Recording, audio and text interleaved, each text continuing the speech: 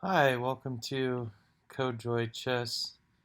Um, as you can see, I have 1800 in Bullet, 1800 in Blitz, 2000 in Rapid, and 2000 in Classical, plus some extra points, and that makes it 1900 average overall.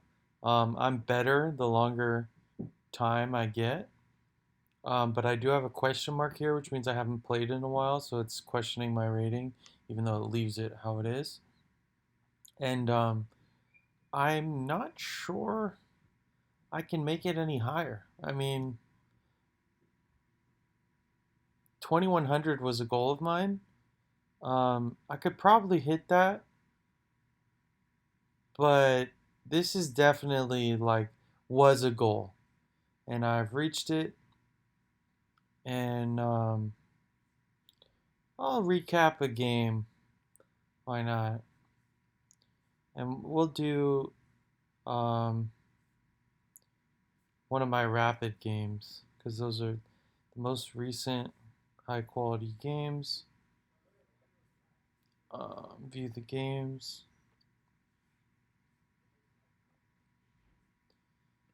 So this is what got me my 2000. I've already gotten 2000, but I fell back down and then I went back up.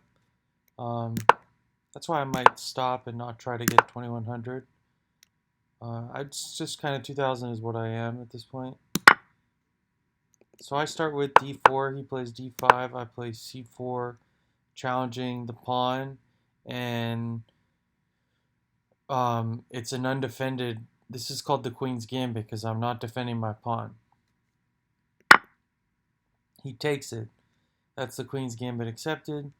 And then I play e3. I could play e4. The idea is to open up the bishop to attack this pawn. Sometimes I play e4, sometimes I play e3. E3, I think I have a higher win percentage just because it protects the pawn on d4, and it also protects the e pawn because on e4 it's a little vulnerable and hard to defend, but e3 forms a nice pawn chain and leaves his pawn looking looking weak. He brings out his bishop, just lets me take this, so I take it. Now we're even. I lost a pawn and won it back, and I won it back with a tempo with the bishop coming out. Now he blocks out his bishop here, letting his other bishop play, but this bishop cannot go back. It is kind of stuck out in danger land. Dangerland. I like that. Anyway, so I hop my knight out to combat this bishop and kind of say, what are you doing? And this bishop, when the knight is here, the bishop kind of wants to be on the g4 square, pinning the knight to the queen. And by me hopping the knight here, it's kind of saying, I dare you to spend another move with your bishop. Instead, he goes over here. Not a great move. Probably should play a knight out. But he is threatening to attack my bishop with the move b5. And here I hop my knight out because I'm trying to make the most out of my early moves. Chess has a compounding effect, so you want to play by the book in the beginning, and then like a magician in the middle game, and like a machine in the end game. So that's a Capablanca quote that I'm paraphrasing. He was a world champion. So now he gets his knight out, and then I castle. And at this point, he decides to pin the knight. But again, he has spent. The difference between me and him is, well, I'm white and he's black, so I'm already up one tempo. Then I'm taking a pawn with development of a bishop, whereas he's not winning a pawn when he's developing his bishop. Then he has to move it twice. So I'm beating him here, and then I just immediately attack the bishop. And this is a multi-purpose move because in the end game or middle game, my king has a place to escape, so he doesn't get back rank mated. And also, it's an immediate attack on the bishop. If he doesn't move the bishop, I will take it next turn and win the game. So, and if he takes the knight, my queen will develop out here, and it's nice here. Um, because his knight isn't out and his bishop isn't out, and he doesn't. The queen would just be very comfortable there. So he goes back. So he's kind of like dancing with his one piece that's active, and then here, computer gives a +5 advantage for white. I can't for the life of me explain to you why that is the case, other than I know I'm beating him, but to give +5 here is just insane. But then I throw it away with this move, and I kind of knew that. This move is +1, and then what it wants me to play is e4, which immediately attacks the bishop, and the knight protects the pawn, so the bishop would have to retreat, and it can't pin the knight anymore, so it would go back to g6. And I guess with the bishop on g6 and the pawn on e4, I can immediately play d5 and crash through on e6, and the bishop can't help on e6. So it's just I just have too much. I've already castled and he hasn't, so I guess I can see why. But anyway, I play a3 because I want to, in case of knight a5, I want to bring the bishop all the way back to a2 and leave him there for the whole game. Also, I'm expecting b5, and I want to be able to bring the bishop back.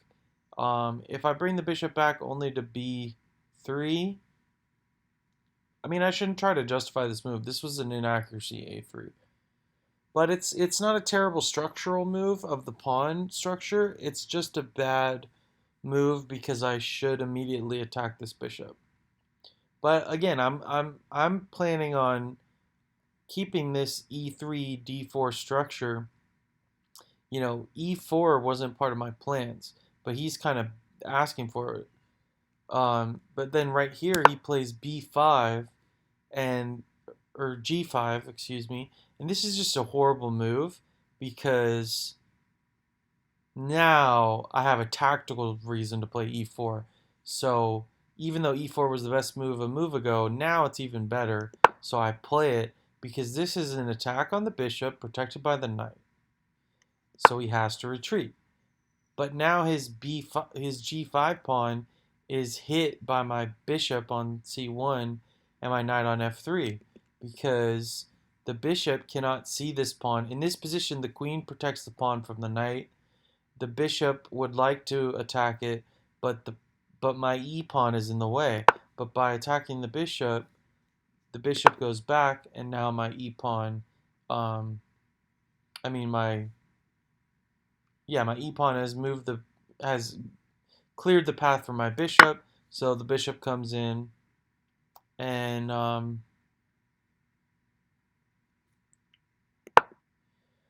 now his queen is under attack, and he chooses to deflect or defend against this threat with f6, and he still hasn't castled, and he's played f6, which leaves e6 vulnerable to my bishop. Now my bishop is just attacking that, and nothing's defending it.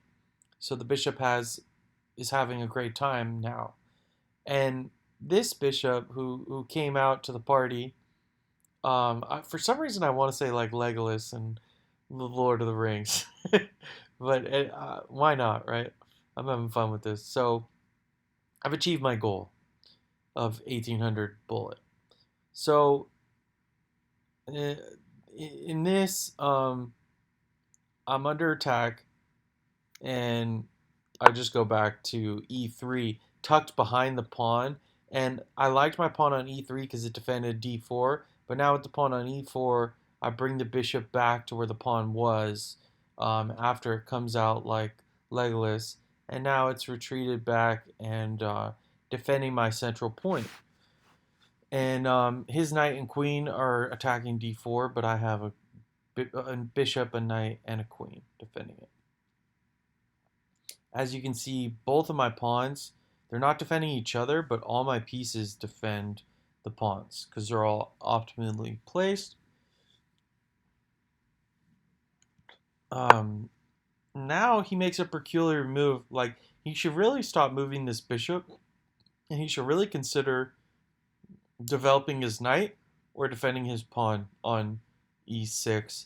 But here instead he attacks my bishop, he attacks my knight and pins it to my queen.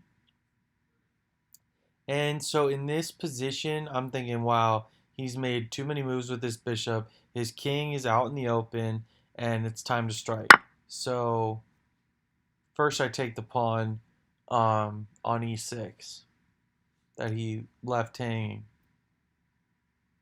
And just to go back, lots and lots of chess games start out with Queen's Gambit with the bishop out here attacking this pawn on f7, and this diagonal with the bishop is very good, but many players will play e6, and then the combination of the pawn on f7 and e6 negates this bishop on c4. So the bishop is suddenly biting into a rock because I can never take this pawn because he'll just take back with a pawn. Not to mention his bishop can reverse protect that. Um, so it completely stops my bishop, but I know that long term he's not going to be able to maintain that rock because of that's why I play a3 is to kind of just keep this bishop able to have long-term pressure. And then he blunders here. I attack the bishop, and then by taking um, right here, it induces f6, which I can't take the pawn right now on e6 because he would take my bishop on g5. But after I retreat it, he can't move that pawn backwards. Like, best move would be pawn backwards to protect this pawn, but instead he just pins my knight again. But now he's lost the pawn on e6. So now he plays a bishop out to h6, and there's tension between our dark squared bishops. If I take him on this turn, saying I'm winning, why not trade? Then he would get his knight out to h6, and I would have to deal with that. Not a terrible option. I definitely considered it, but why do that when I can attack? So I play d5, and the idea of this move is to solidify my bishop, so now he can never be taken because the pawn will recapture. Um, and I mean, he could never be lost, I should say, for nothing. So I'm just kind of solidifying my advantage. I'm also attacking the knight, and I'm also providing a square for the queen on d4. And unfortunately for me, the knight hops into e5, and suddenly his knight and his bishop are both attacking my knight, and I can't take the knight on e5 without dropping my queen from his bishop. So if I took the knight that he just hopped there to a good square, I would lose my queen. So that means I have to do something about this pin. If I move the queen out of the way, let's say to b3, that doesn't work because then he would play knight takes knight, and then when I take back with the pawn, my king is exposed, and then he can take back the pawn with his bishop. He could also do bishop and then the knight. Um, all that's bad for me, so I played g5.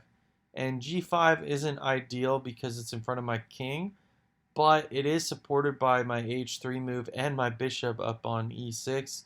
So this blocks the pin, freeing up my knight to capture his knight, because his knight is his best piece right now, and I definitely want to take that knight. Also, my knight is preventing my f-pawn from rolling and the rook from getting involved, and I've already moved all these pawns. I might as well get this other one up there to complete the wall.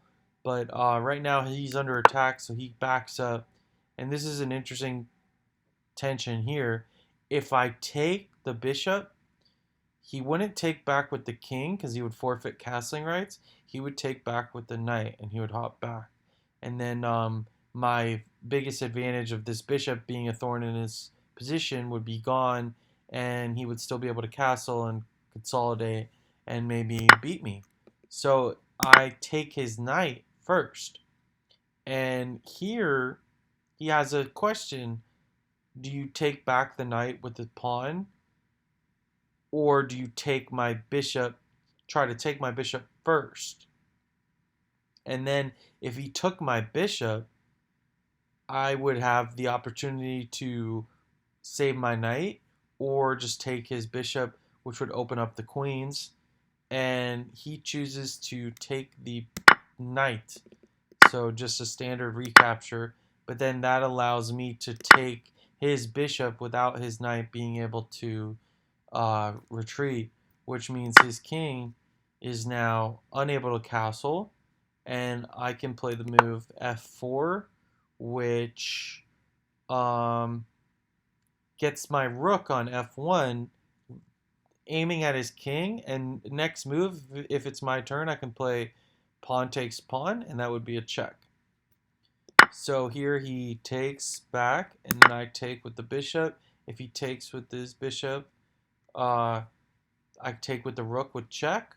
Or if he doesn't, like let's say he played knight to e7 here, I would play bishop takes c7 check, because it's a discovered check with the rook, and then the queen would be lost. So he takes, so there's no discovered check. And then here I was thinking queen f3, um, because the bishop is pinned to the king, so I don't have to win it with the rook. But it would give him a chance to come in with his queen, and then we would queen trade on the bishop, and I'd rather just attack him with the rook. So now his king is back at the start, but it can't ever castle queenside. And in this position, I could play queen d4 and immediately win this rook, because he wants to get his knight developed, but my rook and queen would coordinate on f6, so he can't go to f6. And if he goes to h6, I would just take his rook. And if he goes to e7, I would just take his rook. So queen d4 is crushing, but I play queen f3.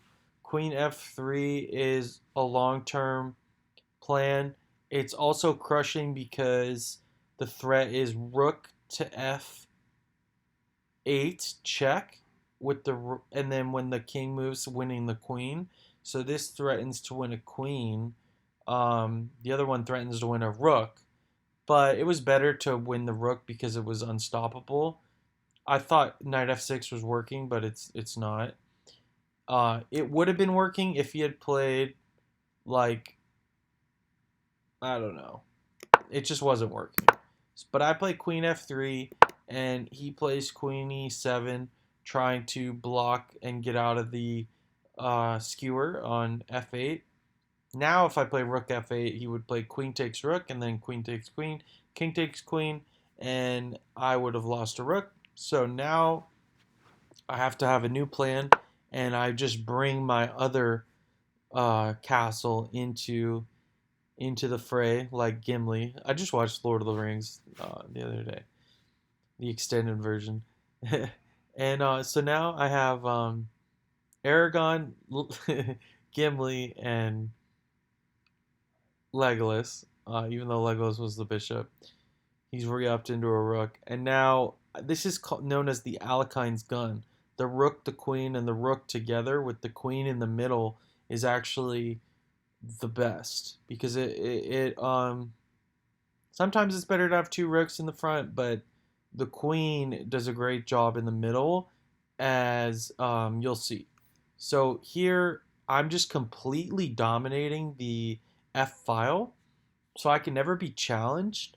And then also moves like rook f7 are now possible, and you need this rook in the back, because before the queen and the king counts as a piece. So 2 against 2 wasn't good enough, but now it's 3 on 2. And the knight still can't develop.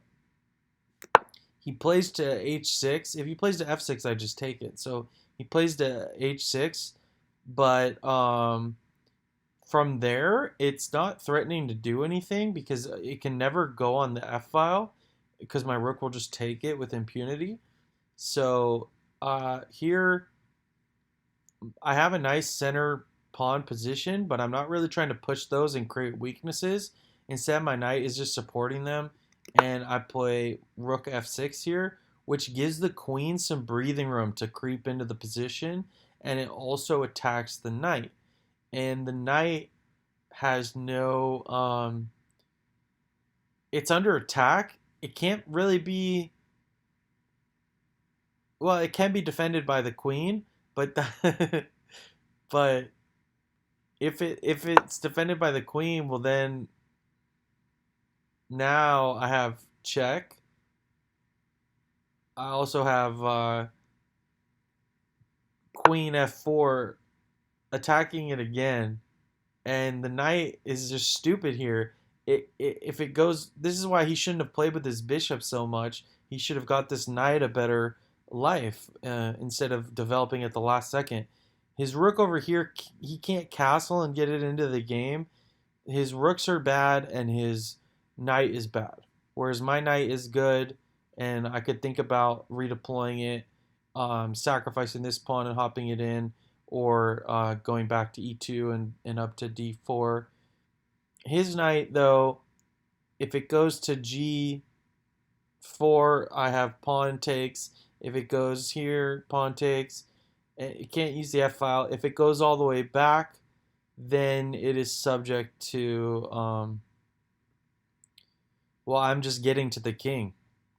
That cuts off his other rook, so that's not an option. So he decides to sacrifice it on the g file. If I take with the queen, he could trade queens and try to win in an endgame and claim that my knight isn't enough to win my knight advantage.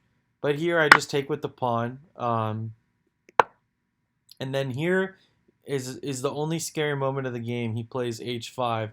And I knew if I took with the pawn, he would play h5.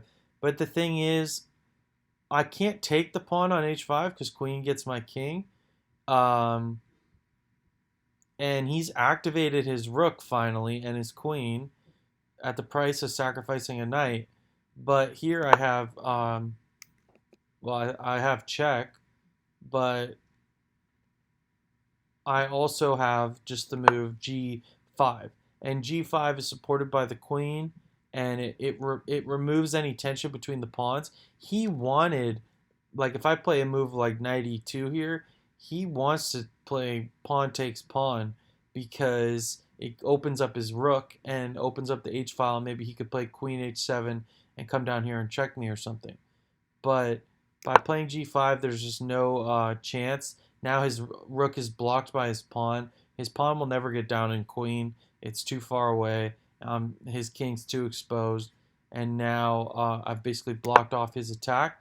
And then here, he tries to get his other rook into the game. And that's the fatal mistake. Because now, I've been waiting to check, but I haven't been checking. Because if I check, he can just run away to d8 and defend this pawn. Whereas I want to be able to win that pawn.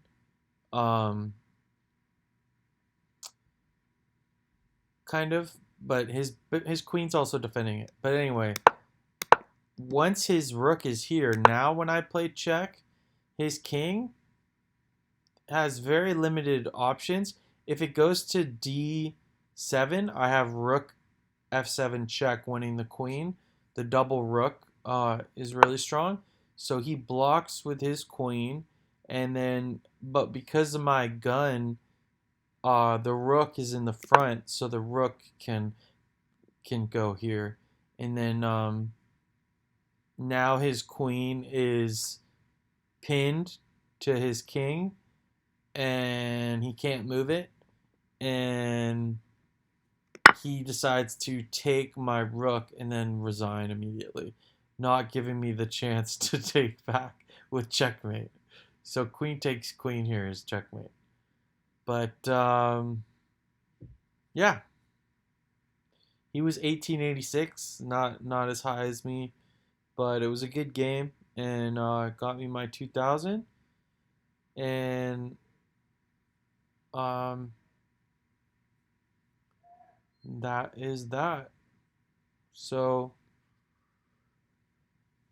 you know, chess.com has harder ratings. Like it's harder to get to 2000 on chess.com than it is on livechess.org. But I think this is legitimate. And yeah, I'm proud of my. I also have 2170 in puzzles. I'm proud of my round number achievements of 1900 overall if you average them all out, and 2000 in both rapid and classical. I've had 2000 in classical before, but 2000 in both is pretty cool. So I hope you like that video. It's pretty much a demolition. Um, and yeah, I won't even go over the computer analysis because I already did and I mentioned it. So thank you for watching.